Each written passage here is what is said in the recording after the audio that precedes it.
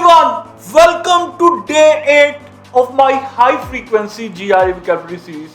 If you are ready to boost your GRE vocabulary, you are absolutely in the right spot. Today we are diving into 3 keywords that will supercharge your GRE preparation, and those words are curtail, obdurate and obliterate.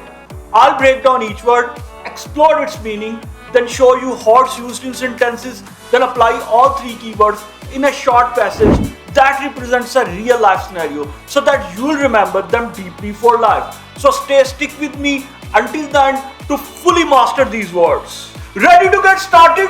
Let's jump into our first word, and that is curtail.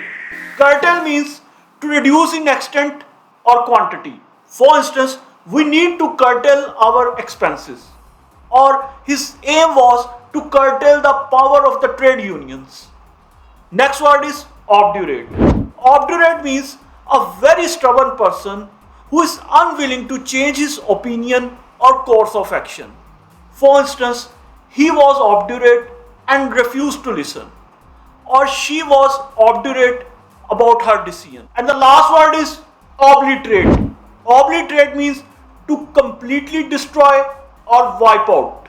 For instance, the flood obliterated the town, or all the illegal buildings were obliterated. And that's all for the words and their sentences. For the short passage, please visit the link in the description box where you can download it.